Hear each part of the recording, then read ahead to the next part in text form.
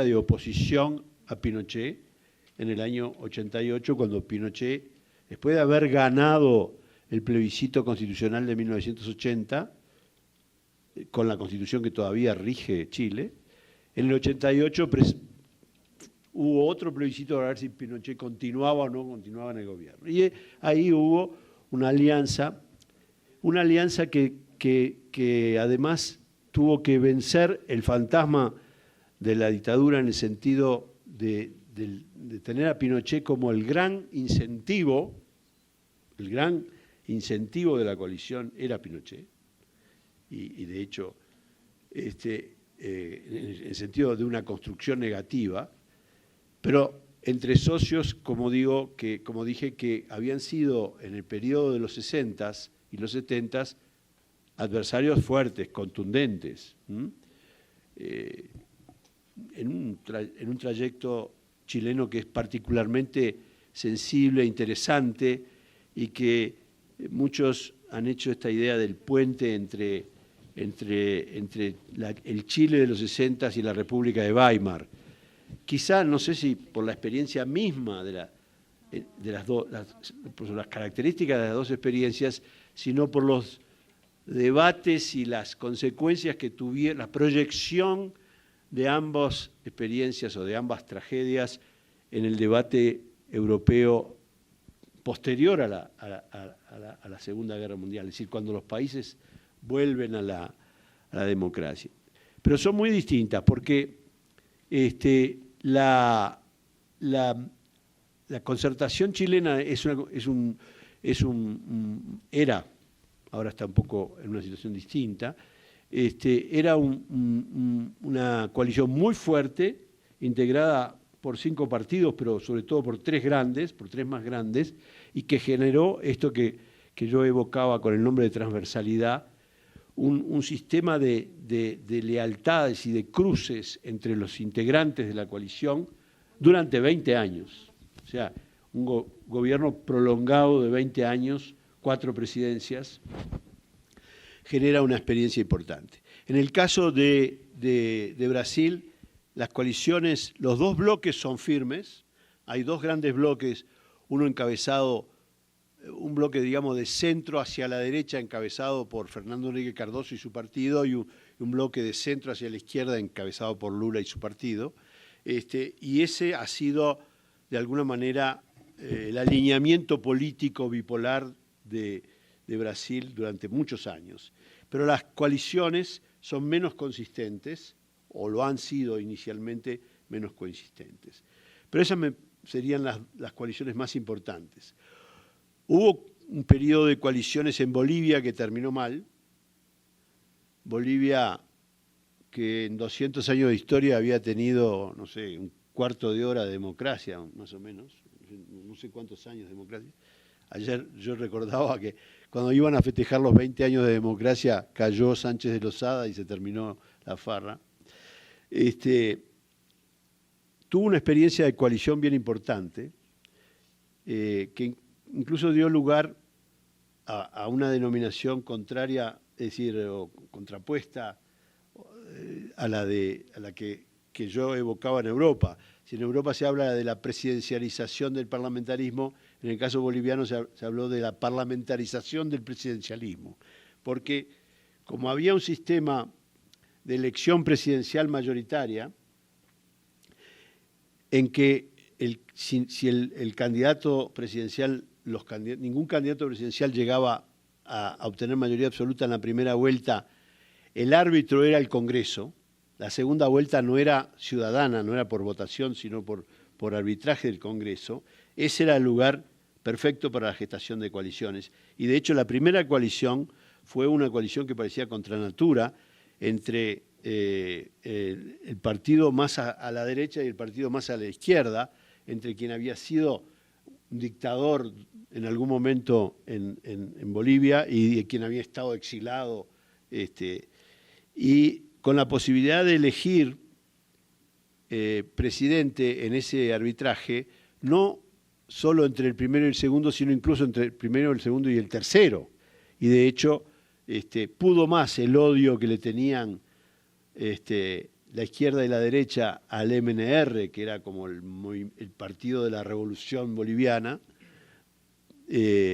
hubo una coalición importante. ¿Qué pasó? ¿Por qué me parece que es una buena lección la experiencia de las coaliciones en Bolivia? Porque el sistema de coaliciones hizo que los partidos perdieran competencia entre ellos. Perdieron distancia ideológica, perdieron polarización. Se subieron todos en el centro y el centro se los chupó como esas viejas máquinas de lavar como que tenían una especie de centrífugas, no, centrípetas. Claro, el centro se los chupó como un remolino, porque los tres partidos, el centro, la derecha y la izquierda, empezaron a asociarse y a votar las mismas cosas, y entonces no había competencia efectiva, y eso es fatal para cualquier sistema de partidos. Los sistemas de partidos pueden morir por una polarización exagerada o por una exagerada falta de competencia. Es decir, si se parecen demasiado, también mueren, ¿no? Y entonces me parece que sería interesante tener en cuenta por lo menos esas tres experiencias. Después hay algunas más tristes, como la de la Alianza en Argentina con la presidencia de la Rúa, pero fue efímera y muy, muy complicada. Creo que con eso no sé si contesto, pero podemos seguir la vuelta y de repente volver sobre el punto. Sobre el tema de socio minoritario siempre pierde, eso era una de las cosas que decía el gran Juan Lins. Es decir, lo decía para los presidencialismos, pero vale claramente para los parlamentarismos. Una de las cosas que se le achacaba a Juan Lins es que siempre hablaba del parlamentarismo y algunos decían, es que los conoce poco, porque había vivido tanto tiempo, o bajo la dictadura de Franco, o bajo el nazismo, o en Estados Unidos, que no sabía de qué estaba hablando prácticamente. No es cierto, digo, estoy bromeando, pero algunos decían eso. Pero es cierto que el socio minoritario. Yo diría que sí, que los socios minoritarios con aspiraciones de crecer, minoritarios o apenas minoritarios, no necesariamente, socios secundarios de una asociación, la experiencia, tú decís, de los liberales alemanes, de los socialdemócratas alemanes, lo mal que les ha ido ser falderos de la canciller. En la medida de que pierden capacidad, diferenciación política, es decir, identificación política, distancia, es así. Pero podrían ser partidos de minoría sistemática, partidos que no tienen ambición de crecer, o porque son regionales, y eso tú nos podrías hablar, y el caso de España de alguna manera en ese sentido, o porque no la tienen. Y acá el caso de Brasil puede ser un buen ejemplo otra vez.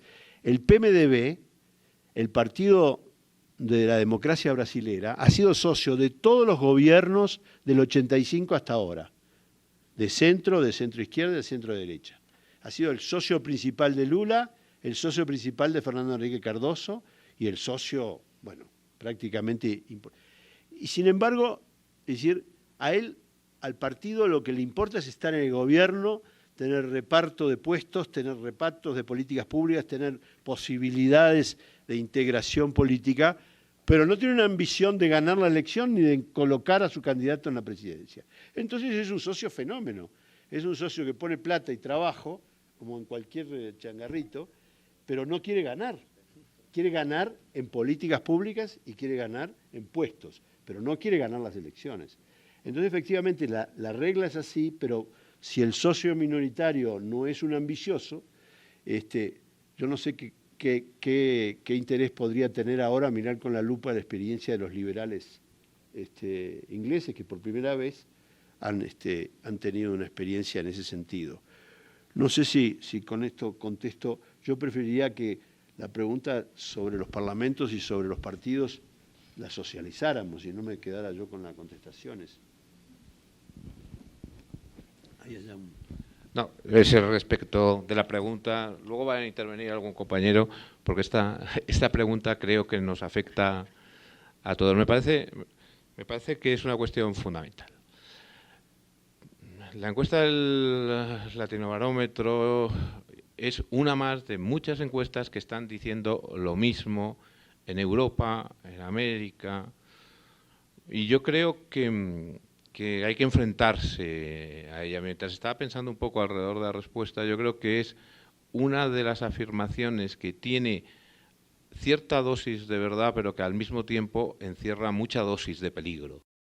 Y no creo que tenga todas las dosis de verdad. Sí que es cierto que hay una progresiva distancia de los ciudadanos respecto de la institución parlamentaria, que no es solo debido a las causas tradicionales, sino es también a un cambio generacional, a un cambio de sociedad. Yo creo que es mucho más complejo que las causas que se aducen.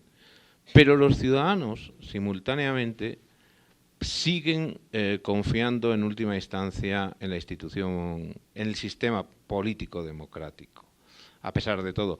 Las elecciones alemanas últimas han sido un ejemplo rotundo en este sentido. Durante toda la campaña y antes los medios de comunicación se encargaron de divulgar numerosas encuestas diciendo lo mal que pensaban los alemanes de los partidos, de las instituciones, y afirmando que iba a haber una abstención monumental, y como creo que dije el otro día, la abstención ha sido relativamente baja y desde luego inferior a la de los últimos procesos electorales. Yo creo que existe esa distancia, pero sigue creyéndose en el sistema. Y los que creemos en el sistema representativo tenemos la obligación de afirmarlo, pero no por deferencia al sistema, sino por deferencia a la democracia. Y yo creo que esto sí que es importante. Yo no encuentro una alternativa. Creo que no se ha dibujado una alternativa. Todo lo que se ha hablado de modelos de democracia deliberativa, participativa, etcétera, no son alternativa. Pueden completar, pueden mejorar algunas cosas, pero no hay para nada una alternativa. Y en última instancia una reflexión. La democracia al final es también un proceso, y ha sido históricamente un proceso de participación igualitaria en el poder. Ha sido un proceso en el que poco a poco hemos ampliado el cuerpo electoral para que todos los ciudadanos tengan la oportunidad de influir en condiciones de igualdad, desde el más rico al más pobre, en el ejercicio del poder. Esa igualdad solo la puede mantener la democracia representativa. Se quiebra con cualquier otro modelo de los muchos que estamos planteando y que teóricamente se nos dice son más democráticos. No es verdad. No es verdad. En esos modelos alternativos influyen en el poder una minoría, mientras que se relega a la inmensa mayoría a escenarios marginales. Entonces, yo creo, lo dije el otro día, que el problema está en analizar por qué hoy las instituciones representativas y los ciudadanos se identifican menos con las instituciones representativas, cómo podemos mejorar. Seguramente hay que cambiar muchas cosas, pero no desviarnos de la mayor y aprovechar, por supuesto, en la medida en la que sea necesario, instrumentos de democracia participativa, democracia directa, que puedan complementar y mejorar, pero nunca van a sustituir. Eso. Yo brevemente quisiera agregar unas cuantas palabras a lo que ha dicho el doctor Tudela, que no puedo dejar de mencionar un poquito. Y es que para mí una cosa fundamental es poder confrontar cruz y cara de una misma moneda entre lo que son las percepciones de la ciudadanía y los indicadores de la gestión democrática. Y esto me lleva a lo que a veces algunos colegas denominamos el síndrome del aire acondicionado. ¿Qué ocurre en un sistema democrático? Bueno, es exactamente como el aire acondicionado. Puede ser que afuera hace un calor insoportable, toda la gente está protestando por el calor, vienen, entran acá, están 10 minutos y ya se están quejando porque el aire está muy frío. Y se les acaba de olvidar que hace 10 minutos estaban sofocados por el calor. Bueno, la democracia es lo mismo. Tenemos rendimientos democráticos, ¿verdad? Y a la gente se le olvida. Se le olvidan los logros que sistemáticamente una administración puede estar generando porque la mentalidad cambia rápidamente. Es decir, Y conforme tengamos una sociedad más educada, las expectativas sobre la calidad de vida son mayores y más individuales aún. Es decir, uno puede empezar a encontrar cómo sociedades con niveles de educación más altos, con niveles de desarrollo más altos, cada vez más tienen demandas más individuales, o por lo menos esa es una tendencia que yo vivo día a día en mi país, ¿verdad? Y uno encuentra, por ejemplo, países con problemas de indicadores democráticos, de gestión bastante débiles, pero con una percepción muy alta sobre la democracia o una percepción muy alta sobre la gestión de gobierno. Y en un segundo nivel, quería hablar un poco sobre el tema de las coaliciones, rápidamente. Y es que en algunas ocasiones, o por lo menos desde la experiencia centroamericana, la coalición termina succionando, como lo decía el doctor Lanzaro, a todos los partidos. Por ejemplo, en Costa Rica, a finales de los años 70, se hizo la coalición Unidad, que era una coalición para confrontar al partido oficialista, que era el Partido de Liberación Nacional. Se lanzan, ganan las elecciones y poco a poco todos los miembros fueron perdiendo la identidad y se crea un nuevo partido político. Pero precisamente hoy vemos eso con Martinelli. Martinelli era un presidente, bueno, llega a ser presidente por un partido pequeño que hace un montón, o sea, varios partidos hacen una coalición para poder enfrentarse, que además, como lo decía ayer, hay un incentivo institucional, porque si los partidos no concursan pueden perder la credencial partidaria si no alcanzan a cierta cantidad de votos por papeleta. Se pactan no solamente políticas públicas, sino hasta una repartición del poder. Es decir, este periodo me toca a mí la presidencia, dentro de 5 años le va a tocar al segundo partido y dentro de 10 años le va a tocar a Marla, ¿verdad? Y una vez que están en el poder, poco a poco los que representan al partido van siendo succionados por el partido oficialista y se empieza a prostituir los acuerdos al punto de que inclusive se mete una reforma constitucional para buscar la reelección presidencial y dejar de lado los pactos asumidos de forma preelectoral. Le doy la palabra al doctor Tudela para que modere el debate, o no sé quién la está debatiendo.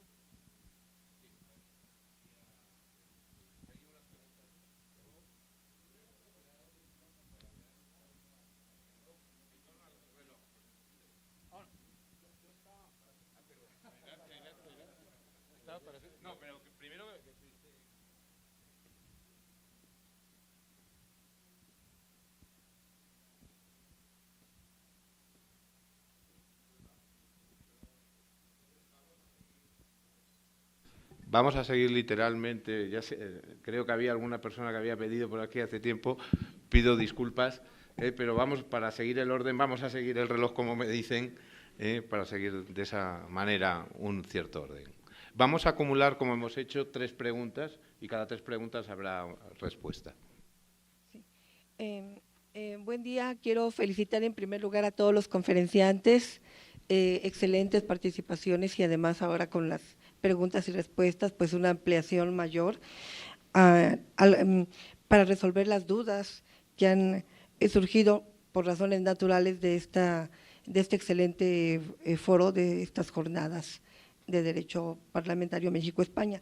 En concreto, yo quería preguntar algo relacionado con la conferencia dictada por Pablo Escharra, coordinador de la Escuela de Gobierno en Montevideo, y justamente respecto de la Escuela de Gobierno en Uruguay, ello considerando que nos dio una panorámica general acerca de cómo se imparten cursos, algún número de horas en los cursos, e incluso nos dijo que no trataban de competir estableciendo posgrados, pero sí me interesaría saber cuál es el impacto en la evaluación que se haya hecho de esa escuela de gobierno en Uruguay, cuál es el impacto que esta escuela ha tenido y cuáles son las perspectivas de la misma, porque mucho nos interesaría para el caso mexicano. Gracias.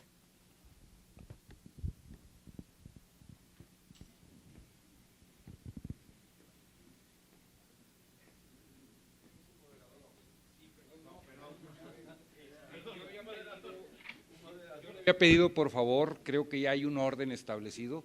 Si me hace favor la señorita decán de… No, pero me parece que la vi que tenía pedida… La palabra también, el maestro Juan Manuel Licona, ¿no? Y seguimos de izquierda a derecha, si son tan… Sí, no, perdón, sí, la forma del reloj, ¿no? Sí, perdón. Sí. Este es un debate. Así es. Sí, gracias, muy buen día. Igualmente felicitarlos a todos nuestros ponentes, estuvieron excelentes las intervenciones. Mi pregunta la quisiera dejar abierta, quien tenga el deseo de contestarla. En esa experiencia que tienen y conocimiento del tema que nos han platicado sobre gobiernos de coalición, yo quisiera saber cuál es la mejor manera de incorporarlo, para que no se llegue a ese fracaso del que nos están hablando en Bolivia, o se alcance el extremo del éxito que nos platican de Brasil. Entonces, que nos pudieran decir cuál es la mejor ruta, cuáles son los pasos para incorporar un gobierno de coalición, o si quieren verlo desde otra perspectiva, cuáles son los errores de inicio que se cometen al intentar incorporar un gobierno de coalición. Entonces, la dejo abierta y nuevamente gracias y felicidades. Siguiendo el sentido del reloj, aquí hay una pregunta, por favor. Y después de esta pregunta ya contestarán. Las cuartas jornadas han sido exitosas y excelentes para el desarrollo político del mundo. Al doctor Jorge Lanzaró me provocó bastantes inquietudes y en razón de ello le hago la siguiente pregunta, si me hace favor. ¿Cómo construir democracias de largo plazo y cómo construir gobiernos de resultados estables? Por su respuesta, gracias.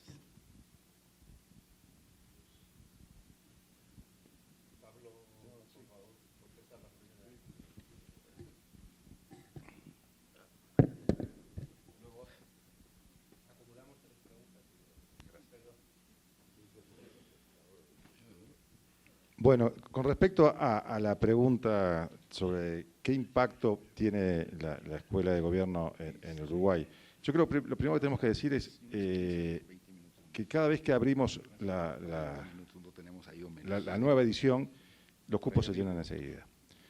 Y el propio impacto lo van dando los alumnos que van pasando por ahí, que en 4 o 5 años ya han sido, como dije el otro día, 360. Es decir, eso se ha ido transmitido. También el impacto que ha tenido ha sido muy positivo desde que gobiernos departamentales del interior del país han solicitado hacer que se impartan cursos ahí. Eso creo que demuestra ya que de a poco hemos ido creciendo y nos van conociendo. Ahora, ¿cómo seguimos?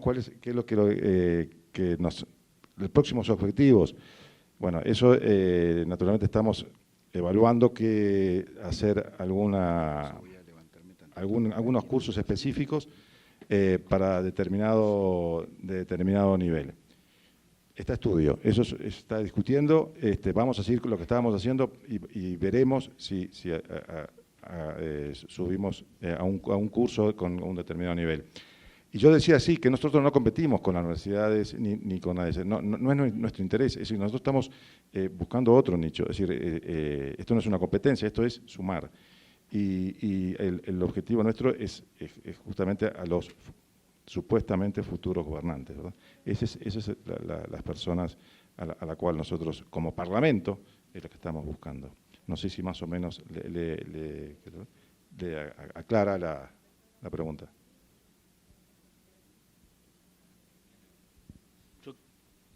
Simplemente desde la perspectiva de la Cámara de Diputados, como secretario de la misma, creo que es más fácil quizás medir el impacto hasta ahora en función de los alumnos, como bien decía Pablo, de los cupos que se llenan inmediatamente, de lo que nos transmiten los propios legisladores en cuanto a la formación que adquieren quienes están asesorándolos a ellos en el día a día.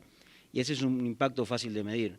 Las perspectivas quizás son un poco más difíciles de medir porque nosotros hemos encontrado en estos 5 años una herramienta que realmente nos abre muchísimas puertas. Como bien decía Pablo, hay que estudiarlas muy bien porque es una herramienta esta de la Escuela de Gobierno que ha funcionado muy bien y queremos que siga funcionando muy bien y para eso los pasos tienen que ser certeros. Pero se están abriendo una cantidad de perspectivas en función también de los gobiernos, no solamente a nivel del Parlamento, sino también de los gobiernos departamentales y locales, que pueden ser un muy buen desarrollo de aquí a los próximos años. No sé si...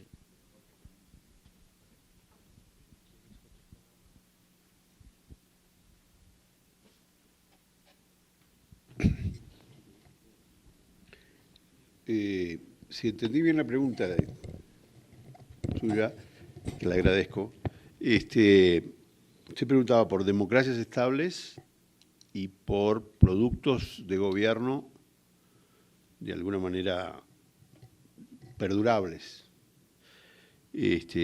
Bueno, yo diría como una simple primera cuestión, básicamente, democracias estables son las democracias de partidos. Es decir, las democracias que cuentan con los oficiantes principales de la política, los profesionales de la política, llamémosle, en el sentido estricto. Es como si usted me dijera, ¿cómo tener una clínica médica estable? Bueno, con médicos y pero claro,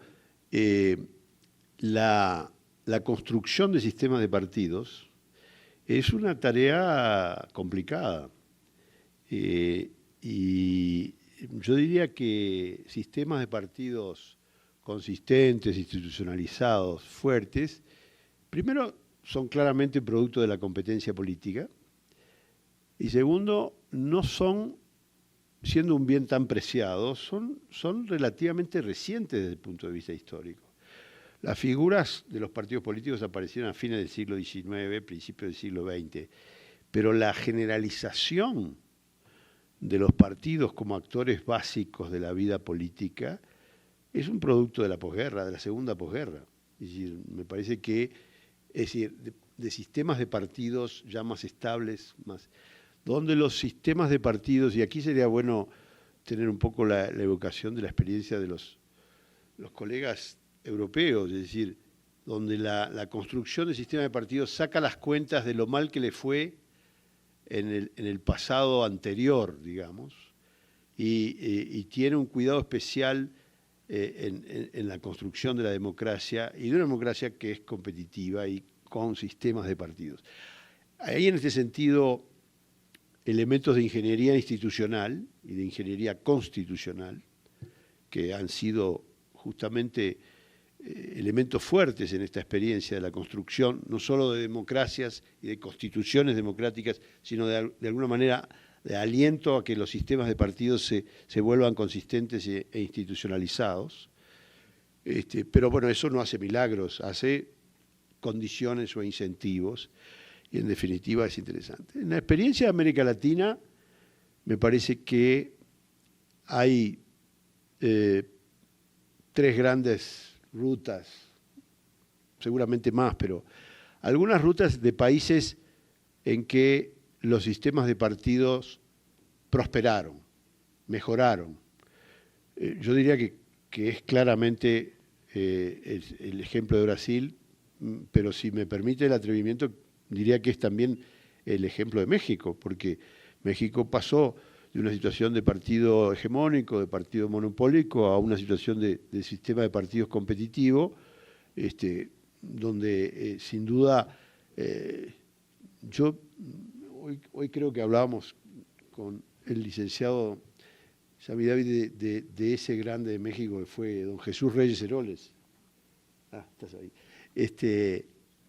Y yo pensaba, ahora que usted hacía la pregunta, si en el año 76-77, en la época del presidente López Portillo, Reyes Heroles hubiera soñado que México iba a tener un sistema de partidos como el que tiene hoy, seguramente no. Es decir, las reformas políticas que impulsó, la integración de la izquierda al Parlamento, al Congreso, la integración de la apertura a la transformación de la representación parlamentaria para dar cabida al PAN y a la izquierda en su momento, lo pensó como una operación de ingeniería política interesante, pero seguramente si le hubieran dicho que el futuro iba a ser el que después vino, no lo hubiera adivinado, por más que tenía una de las cabezas más grandes. Entonces me parece que es interesante, este es un itinerario. El otro itinerario es el itinerario de los países en donde los sistemas de partidos fueron decayendo y entraron en procesos de colapso.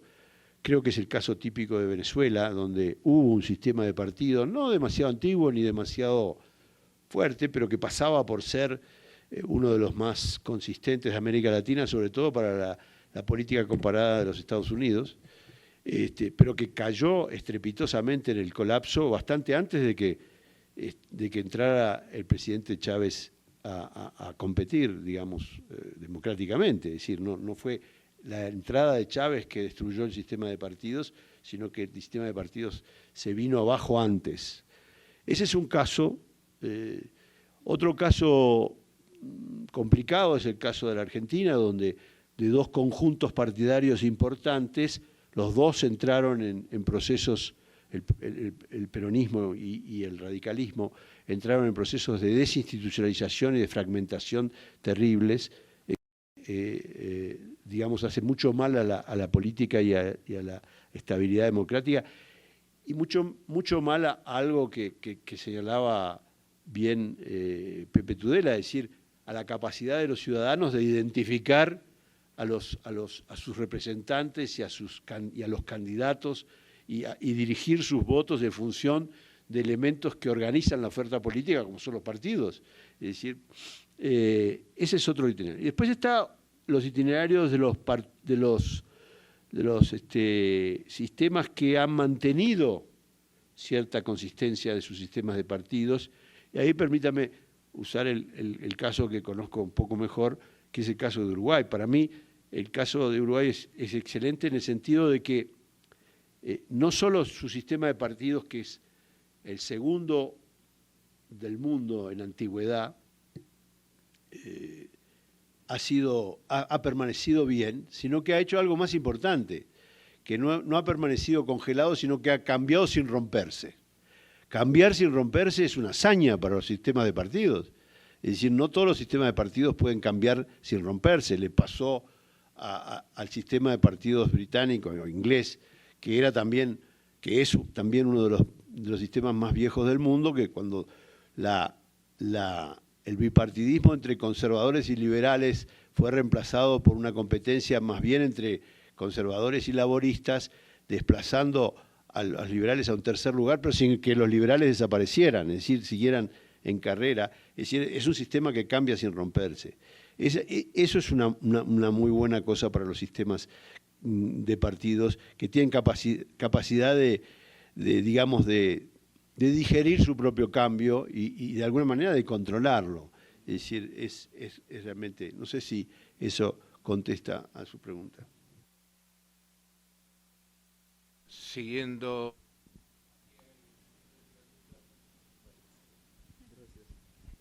Hola, buenas tardes. Muchas gracias por las jornadas, han sido muy enriquecedoras. Mi pregunta es para realmente quien quiera responderla. Creo que dentro de los gobiernos de coalición, uno de los errores que sucede constantemente es medirlos en función de cuántas reformas o de cuántos cambios legislativos estos impulsan. ¿Qué otro instrumento o qué otra metodología más, no tan cuantitativa, sino más cualitativa, podría existir para medir estos beneficios generados a través de las coaliciones? Gracias.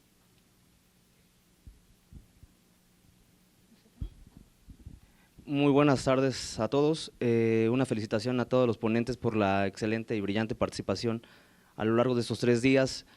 La pregunta va dirigida en el sentido de las coaliciones.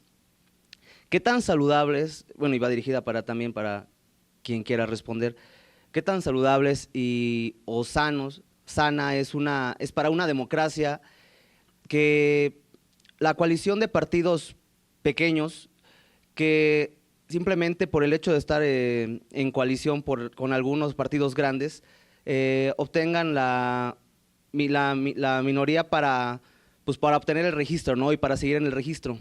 ¿Qué tan saludable esto es para una democracia?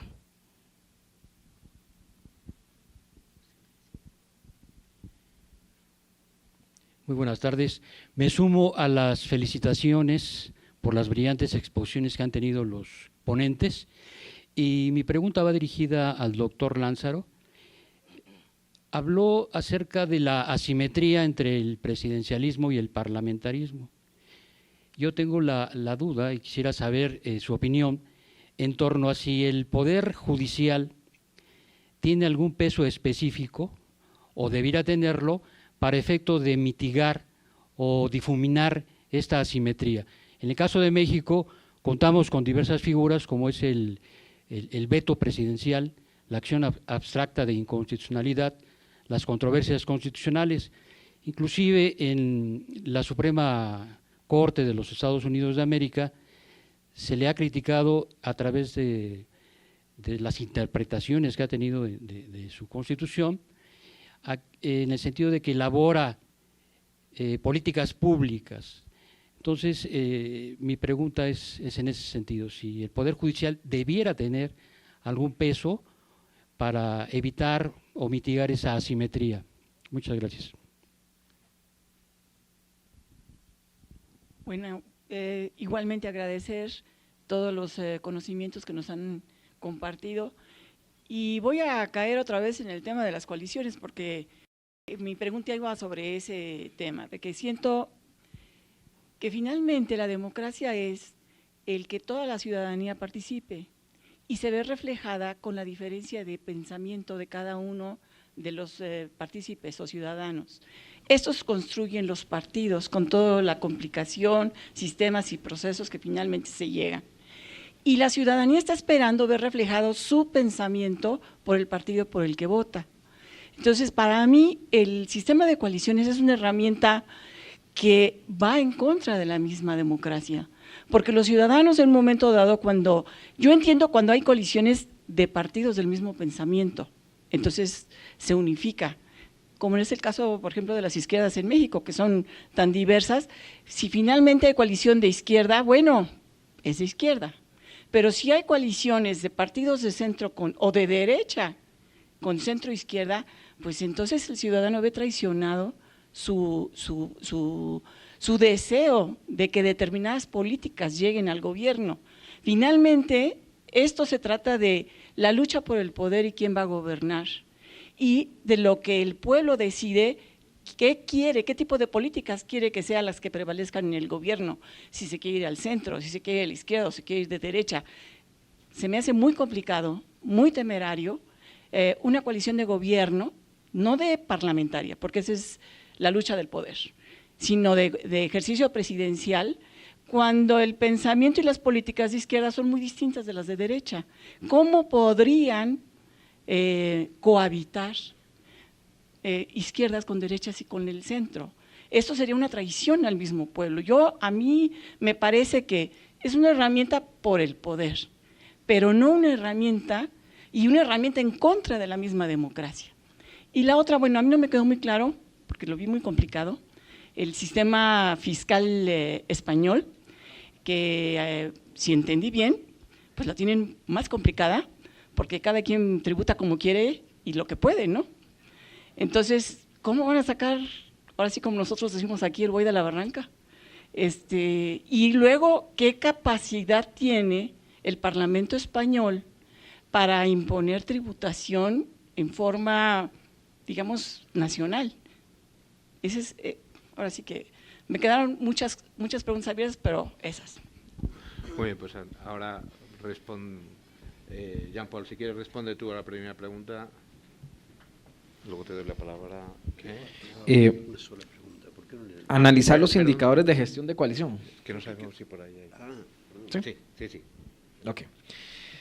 Quizás, para empezar, debemos de partir que cuando se analiza, por ejemplo, la productividad legislativa, a veces no se está analizando específicamente una cultura coalicional, sino una cultura de compromisos, ¿verdad? Porque la mayoría de nuestros parlamentos lo que negocian son proyectos de ley y en ocasiones artículos sobre proyectos de ley.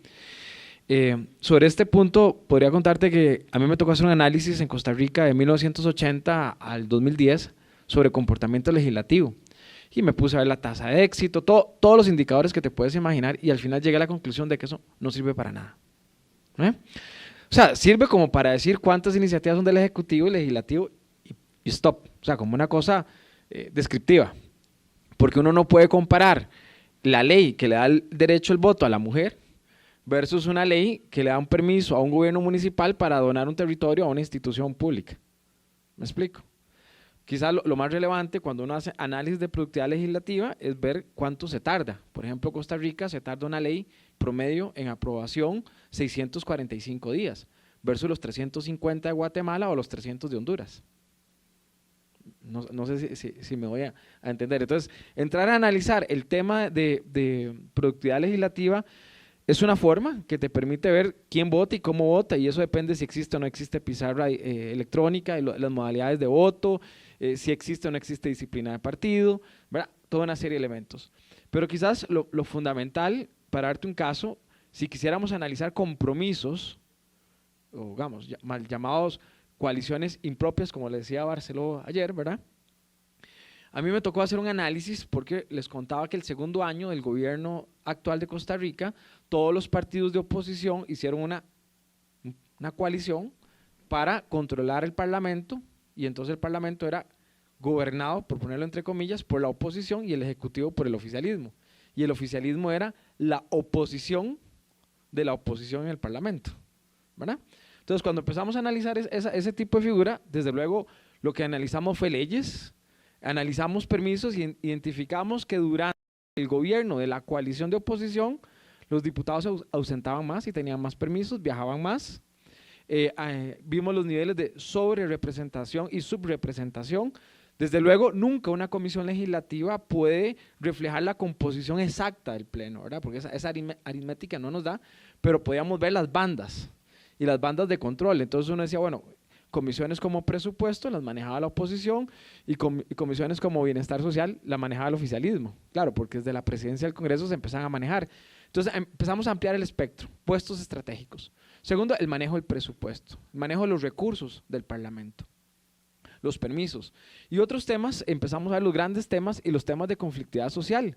Y curiosamente ese año se dieron muchas explosiones sociales contra el Poder Ejecutivo por iniciativas de ley que no aprobaba el Parlamento. Entonces empezamos a responsabilizar al Poder Ejecutivo por una gestión que no dejaba de hacer el Parlamento. Y finalmente los grandes temas de reforma del Estado, que son los temas que usualmente dividen a las coaliciones, y esos temas no salían. Pero bueno, no nos da el tiempo para seguir ampliando. No, es que hay todavía alguna pregunta pendiente, entonces ya nos corre un poquito de prisa. Contesta Javier la pregunta. Sí, buenos días.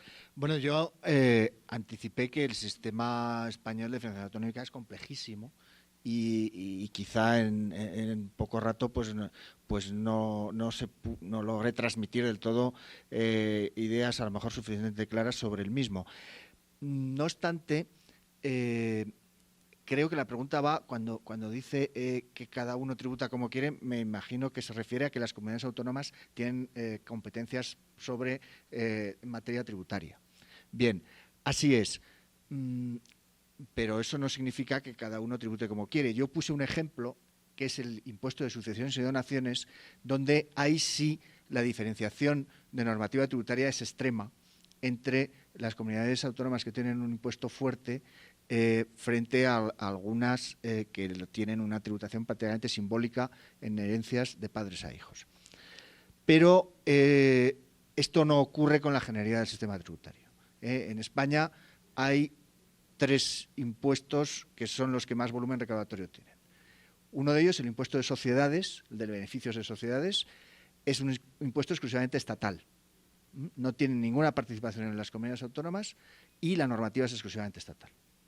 Y además con un grado de armonización por parte de la Unión Europea de cierta importancia.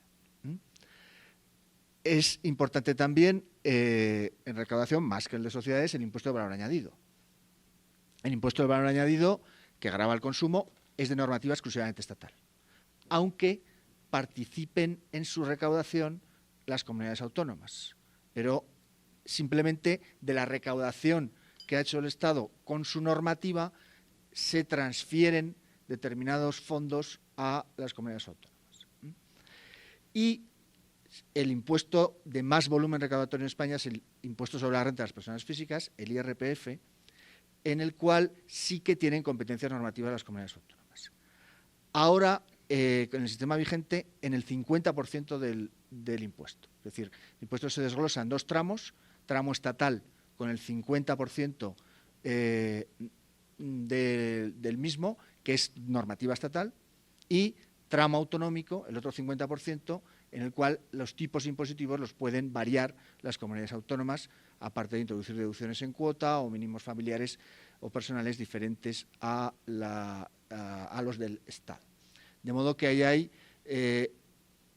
parte de normativa diferente, pero parte común. Luego, ahí hay diferencias, sobre todo en tipos máximos, entre unas comunidades autónomas y otras. En España hay comunidades como Cataluña que tienen un tipo máximo del 56% y el mínimo está en Madrid, que está en el 51%. Renta de las personas físicas. Tipos máximos. Por supuesto, es una tarifa progresiva con tipos inferiores según el nivel de renta. En sociedades el tipo general es el 30%, pero luego hay bastantes tipos especiales. Para pequeñas empresas, hasta determinado nivel de beneficios es el 25%, ahora recientemente incluso para empresas de nueva creación de pequeño tamaño se ha llegado a establecer un tipo del 20%. Pero el tipo general para grandes empresas es el 30%. No, sociedades. Sí. El tipo impositivo es bastante más elevado. Esto genera muchos problemas de incentivo para situar rentas en sociedades en vez de en personas físicas y eludir tributación. Bien, pero esta es la realidad actual. Entonces, bueno, la conclusión de que cada uno tributa como quiere, pues no es exactamente así. Yo dije al principio de la ponencia que hay una tensión entre dos principios, el de autonomía y el de igualdad. Claro, a más autonomía, menos igualdad. A más igualdad, menos autonomía. Si todo fuera exactamente igual en todos los territorios, no tendría sentido la autonomía. Entonces, claro, el equilibrio entre esos dos principios, que está en una tensión permanente, bueno, pues genera continuos problemas y continuos conflictos. Y, bueno, claro, ahí está pues los políticos y los técnicos que les apoyan para intentar resolver y equilibrar de la mejor manera posible. El profesor Lanzaro tiene la palabra para responder. Sí, brevemente.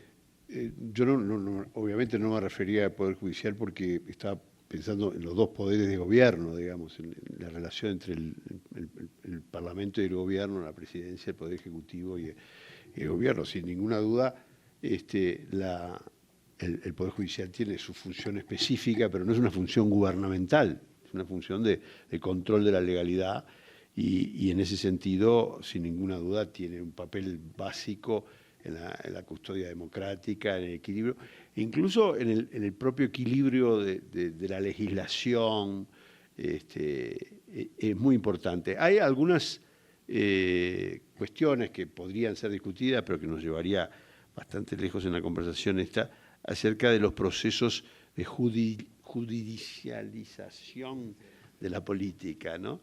Que hay algunos fenómenos en ese sentido importantes. En general, lo bueno es que el gobierno quede en manos del Parlamento y el Gobierno, el Parlamento y la Presidencia, y que la ley y la custodia de la legalidad, básicamente, en la medida de que haya algún desvío en ese sentido, quede en manos del Poder Judicial.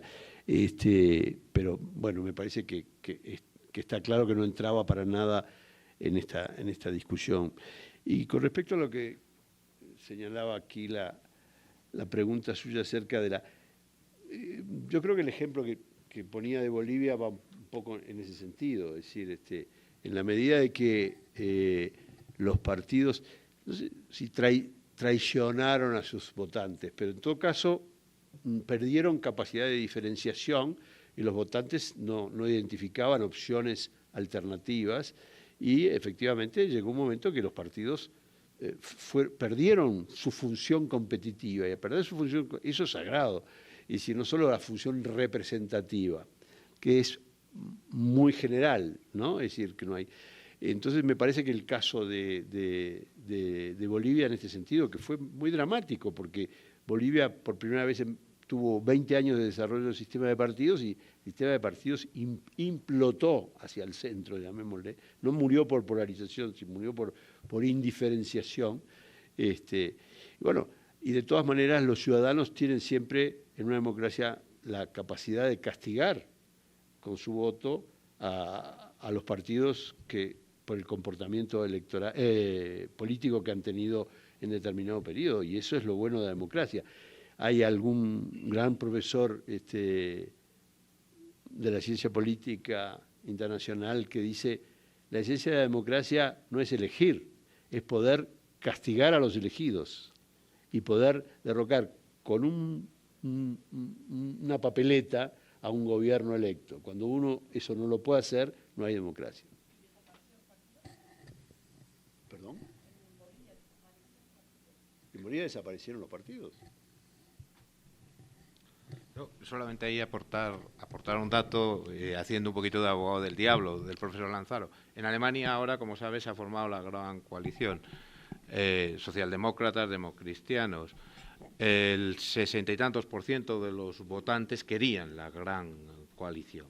También Alemania es un caso particular, pero supongo que también depende de los contextos al final. ¿Hay alguna pregunta? Pues. Bueno, por fin me llegó el micro. Felicidades a todos, me parecieron muy buenas sus experiencias, siempre cuestiones de derecho comparado nos son súper útiles, ¿no? Yo soy partidaria de la segunda vuelta electoral, me parece que desde los 70 ha ido en incremento, y pues le quisiera yo preguntar al maestro Lanzaro, ¿cuál él considera que es el país donde está mejor aplicado? Y si existe nada más los dos métodos que yo conozco para la segunda vuelta electoral, y si cree que es más las ventajas que las desventajas, ¿no? A mi modo de ver, pues el gobierno que llega por segunda vuelta electoral va reforzado, ¿no? Evita un poco la partidocracia, y yo le veo muchos beneficios, pero bueno, es una cuestión muy personal.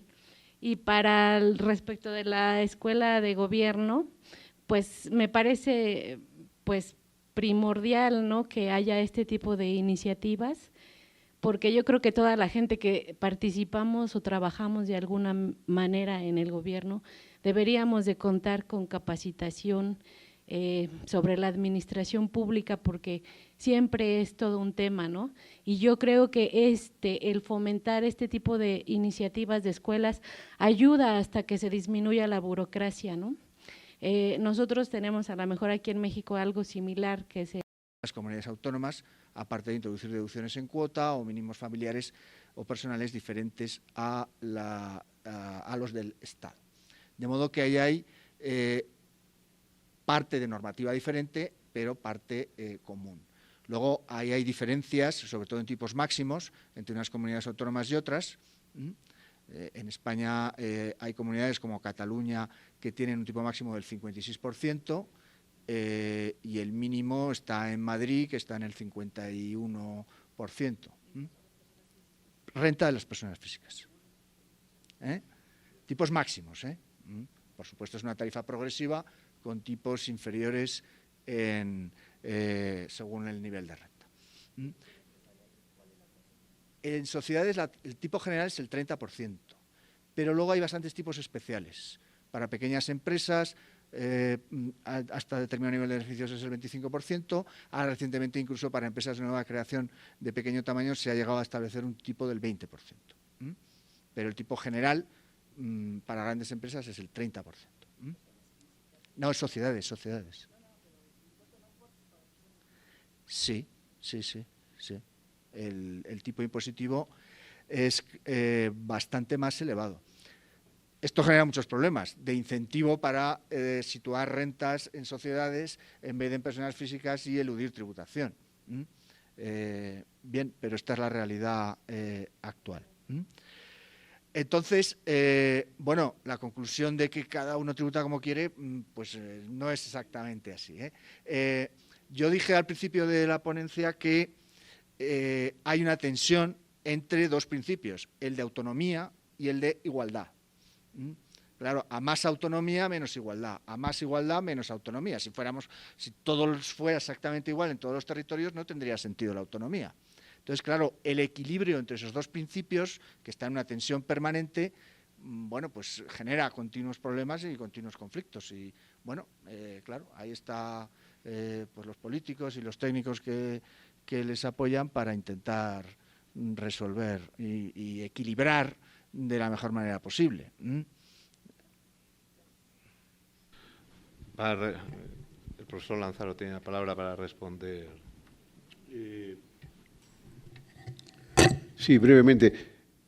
Yo obviamente no me refería al Poder Judicial porque estaba pensando en los dos poderes de gobierno, digamos, en la relación entre el Parlamento y el Gobierno, la Presidencia, el Poder Ejecutivo y el Gobierno. Sin ninguna duda, el Poder Judicial tiene su función específica, pero no es una función gubernamental, es una función de control de la legalidad y en ese sentido, sin ninguna duda, tiene un papel básico en la custodia democrática, en el equilibrio, incluso en el propio equilibrio de la legislación, es muy importante. Hay algunas cuestiones que podrían ser discutidas, pero que nos llevaría bastante lejos en la conversación esta, acerca de los procesos de judicialización de la política, ¿no?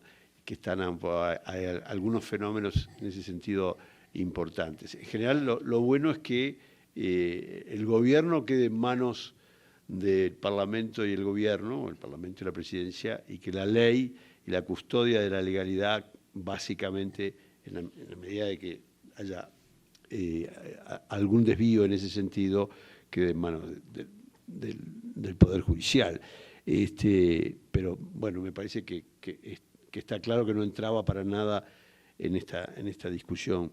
Y con respecto a lo que señalaba aquí la pregunta suya acerca de yo creo que el ejemplo que ponía de Bolivia va un poco en ese sentido, es decir, en la medida de que los partidos, no sé si traicionaron a sus votantes, pero en todo caso perdieron capacidad de diferenciación y los votantes no identificaban opciones alternativas y efectivamente llegó un momento que los partidos perdieron su función competitiva y al perder su función, eso es sagrado, y si no solo la función representativa, que es muy general, ¿no? Es decir, que no hay.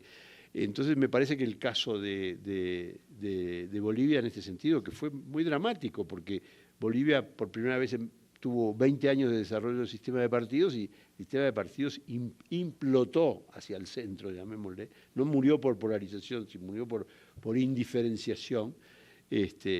Bueno, y de todas maneras los ciudadanos tienen siempre en una democracia la capacidad de castigar con su voto a los partidos que por el comportamiento político que han tenido en determinado periodo, y eso es lo bueno de la democracia.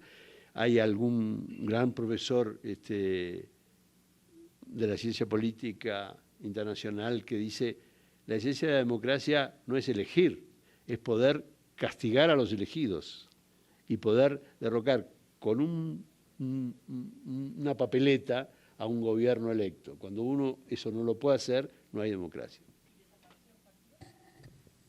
¿Perdón?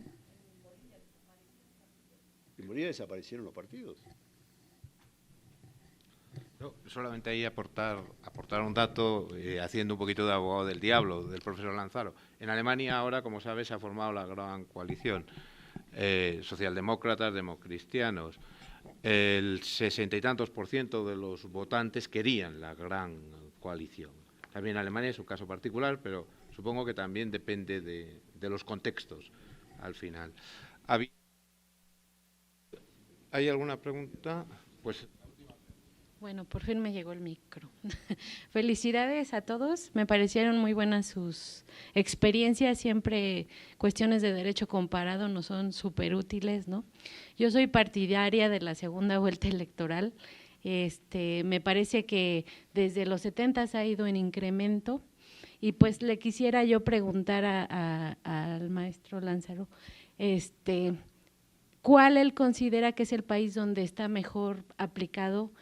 Y si existen nada más los dos métodos que bueno que yo conozco para la segunda vuelta electoral, y si cree que es más las ventajas que las desventajas, ¿no? A mi modo de ver, pues el gobierno que llega por segunda vuelta electoral va reforzado, ¿no? Evita un poco la partidocracia y yo le veo muchos beneficios, pero bueno, es una cuestión muy personal.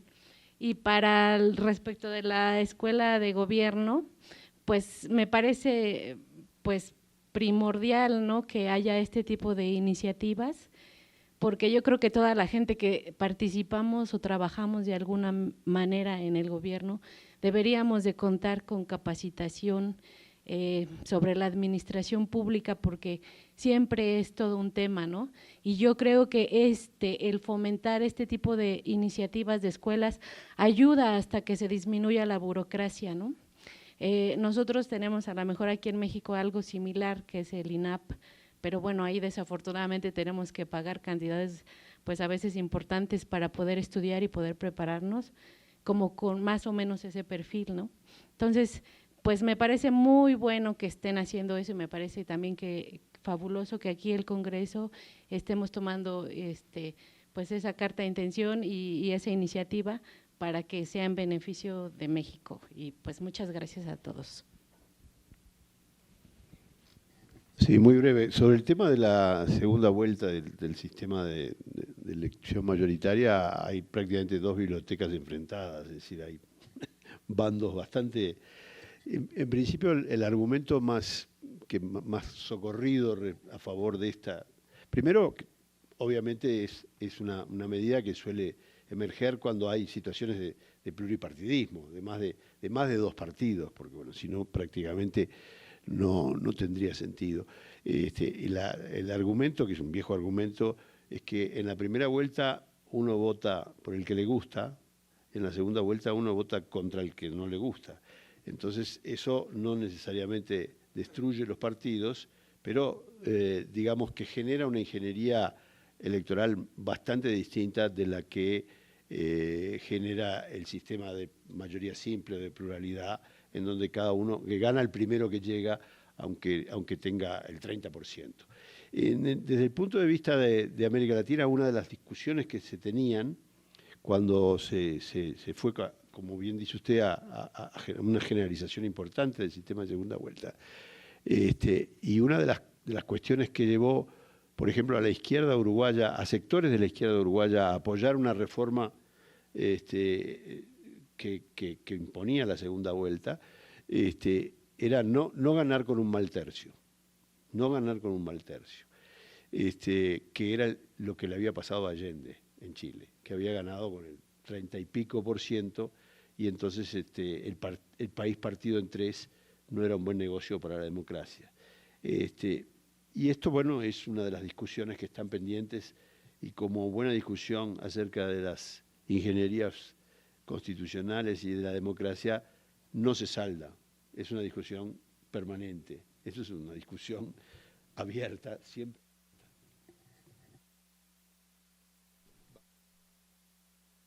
A concluir, y antes de darle la palabra a mi David, sí decir una cosa sobre la escuela de gobierno. La escuela de gobierno es, como dije, un proyecto, es más una idea que un proyecto.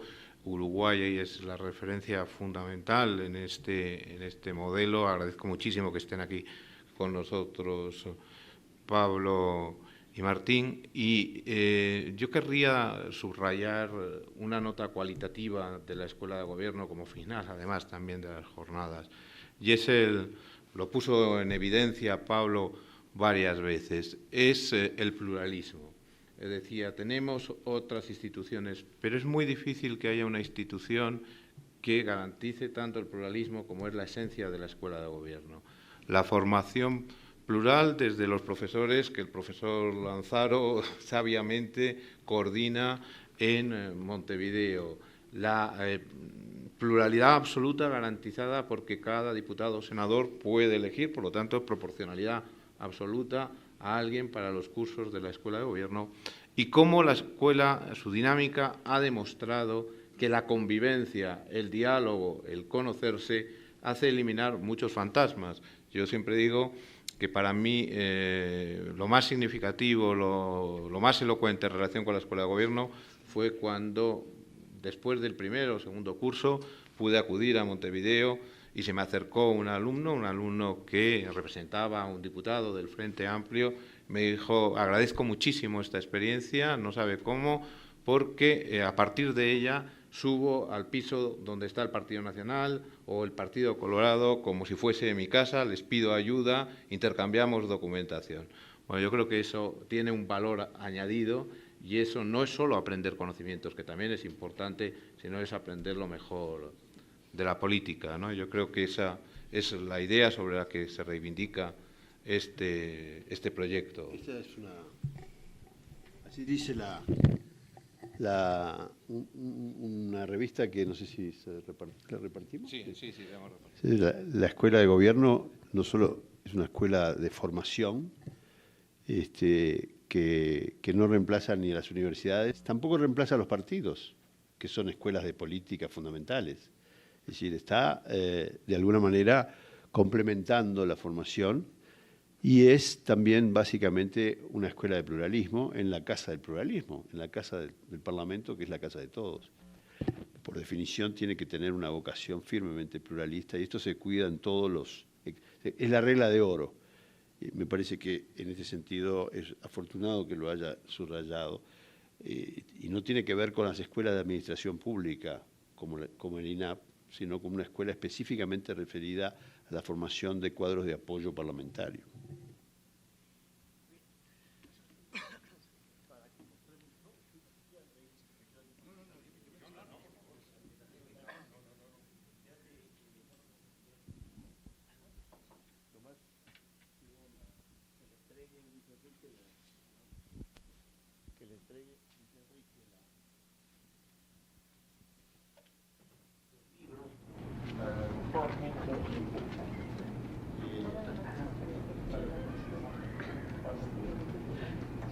Yo te entrego.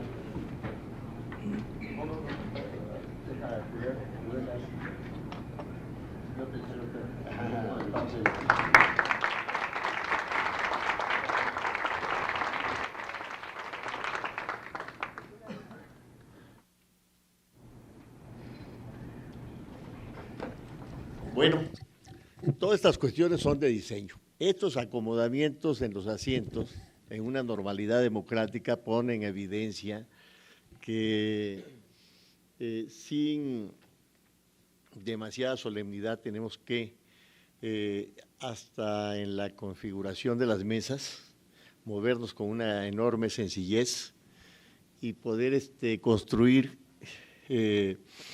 en formas de convivencia democrática para posibilitar encuentros constantes, encuentros continuos, reitero, de la dicotomía enseñanza-aprendizaje.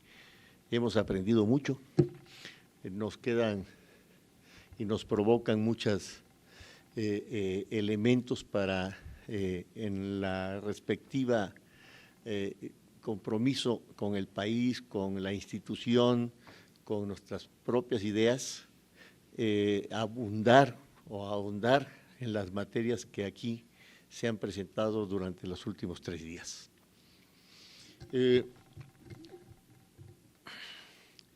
Yo tengo primero una expresión de reconocimiento a la realización en términos generales de las jornadas, que me las imagino como un grupo de profesionales y académicos de demócratas comprometidos con la convivencia mundial, en este caso iberoamericanos, recorriendo distintas regiones y latitudes de nuestro continente y de nuestro mundo a favor de estas causas democráticas y de las instituciones que nos hemos dado.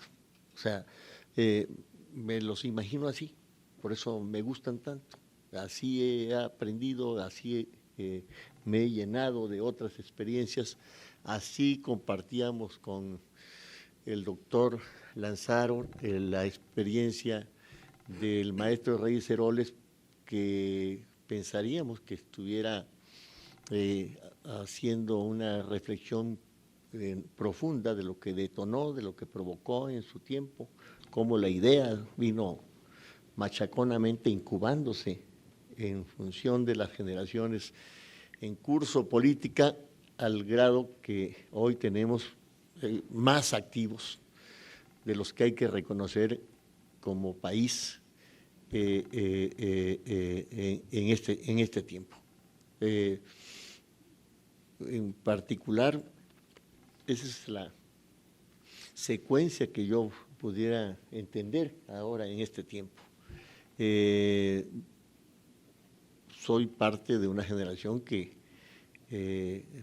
reconoce en estos 35 años de reformas políticas consecutivas que han configurado un nuevo país. Y evidentemente, como no somos, reitero, una isla, creo que la relación como países hermanos, como países iberoamericanos, esto ha sido de un enriquecimiento constante. Algunos se han detenido, otros han ido más allá en los menores tiempos posibles, pero hay un museo en Chapultepec emblemático que se llama El Papalote. Ahí hay una máquina que le he preguntado a los científicos cómo se denomina, la de balines que ustedes han conocido. Y algún científico hace como 2 años me dijo que es una máquina de movimiento permanente. Es una máquina de movimiento perpetuo, así se le llama. O sea, un balín, otro balín, moviéndose constantemente, sin impulsos artificiales, sino esto, así me imagino las instituciones políticas, siempre generando iniciativas, provocando, empatándolas, dándole ritmo con la sociedad misma, midiendo los tiempos, pues con una diversidad.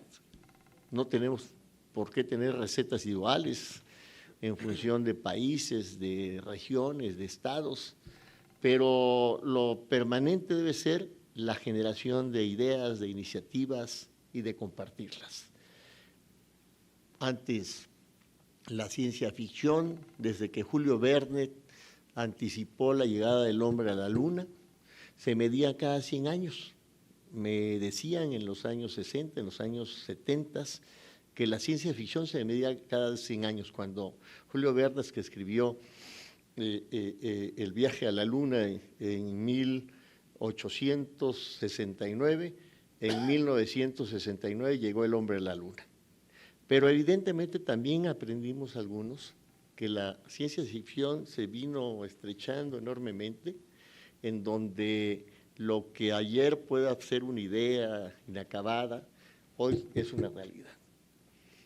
En otras materias, esto es las ciencias sociales, las políticas humanas, en otras materias como la medicina, hemos visto quienes aspiramos mantener salud o cuidado, que el año 2000 también fue un tiempo medible para ver cómo nos han acompañado ya grandes descubrimientos, cómo la tecnología ahora nos unifica, nos hermana, nos está inclusive hasta descontrolando, pero la idea, el pensamiento no puede ser sustituida como lo hemos vivido en estas jornadas de derecho parlamentario.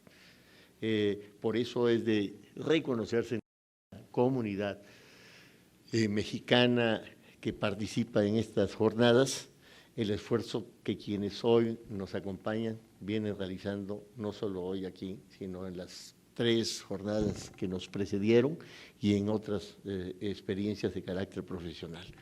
Tudela me decía que tiene 10 años de yendo a Uruguay. Es de reconocerse que esos 10 años han sido de un profundo enriquecimiento, seguramente es una experiencia profesional. El maestro Lázaro estuvo con nosotros, a favor de nosotros, durante 10 años en la UAM y en la UNAM, y evidentemente hay un saldo positivo definitivamente por esas presencias como ahora tenemos de todos investigadores académicos que ahora nos acompañan.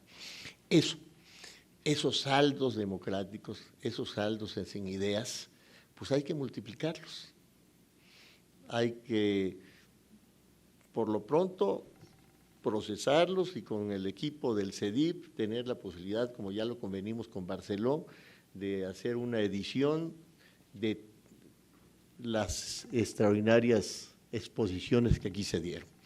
Segundo, que por los medios técnicos poder multiplicarlas porque están grabadas y procesarlas también por otros sistemas de redes que ahora están dominando el mundo.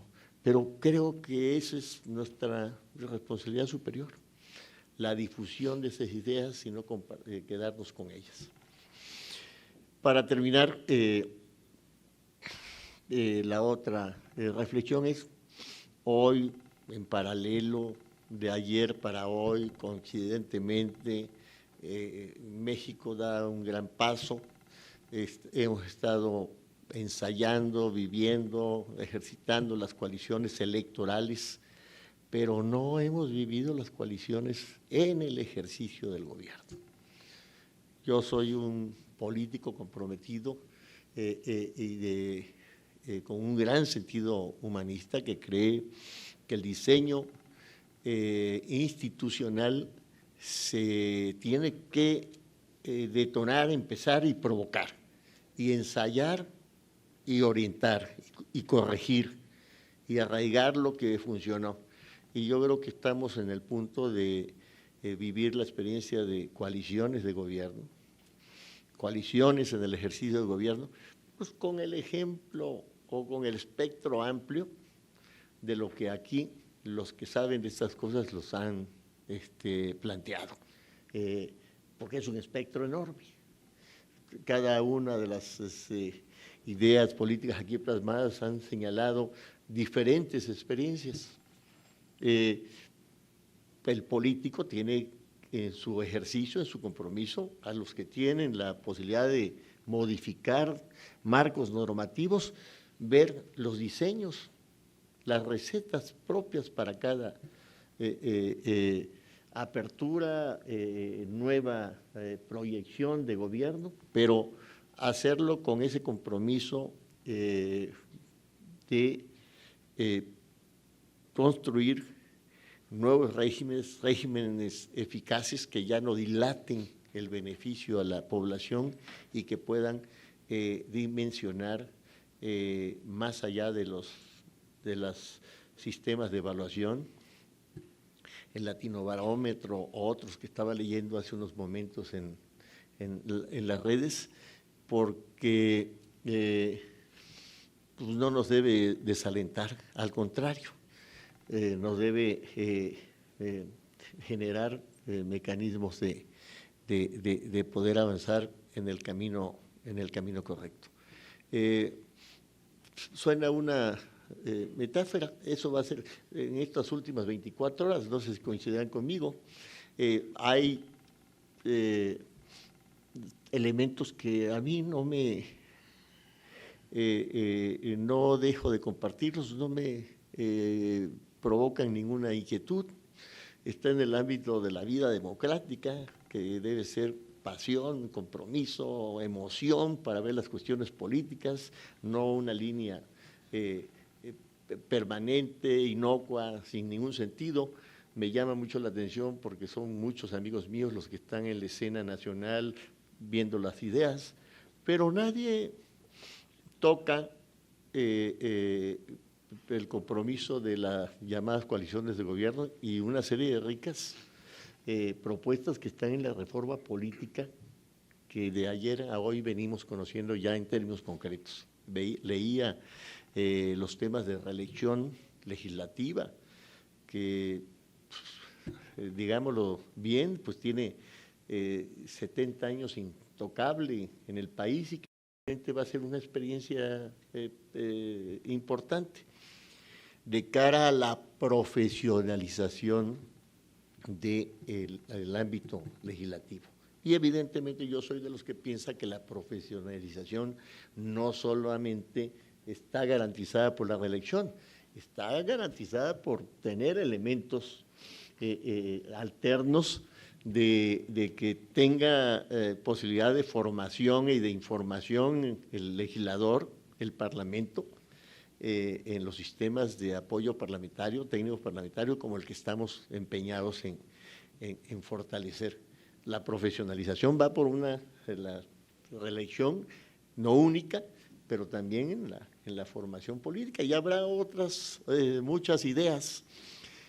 Vamos a ver la experiencia de Chile en función de la segunda vuelta, pero evidentemente cada una de las propuestas que deben estar, deben conocerse con un sentido muy abierto, como aquí se ha conocido, y tener la posibilidad de aprender de ellas y de desarrollarlas con toda objetividad en el ámbito de nuestras respectivas culturas y sociologías de nuestra población. Entonces, con estas y otras que se me quedaron ahí en el tintero, reflexiones y respeto, yo quisiera felicitarnos por la conclusión de estas cuartas jornadas de Derecho Parlamentario México-España que hoy estamos concluyendo. Y le pasaría para la palabra final y clausura el micrófono a don José Tudela.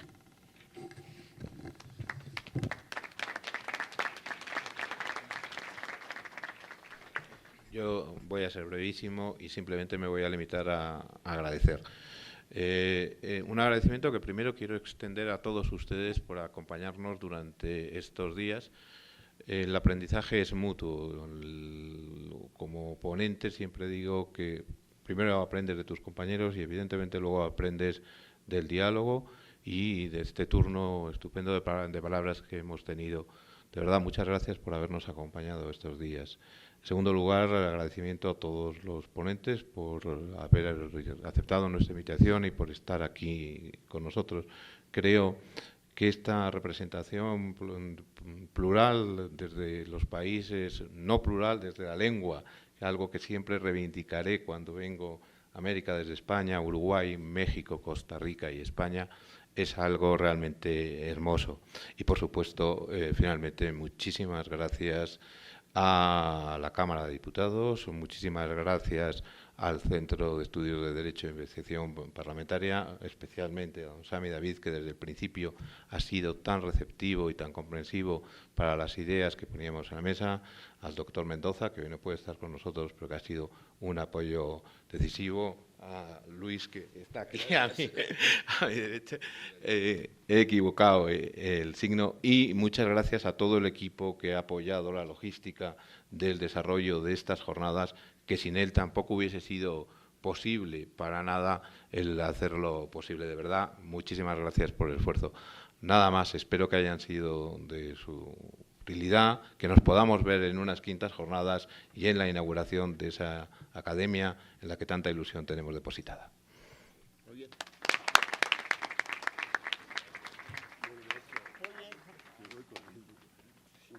Oye, qué barbaridad, qué pena, le decía a Pepe que no pudimos ahí ver que tu maleta. Ya veremos qué pasa con eso. ¿Qué? ¿Se perdió? No sé, no he llegado aún.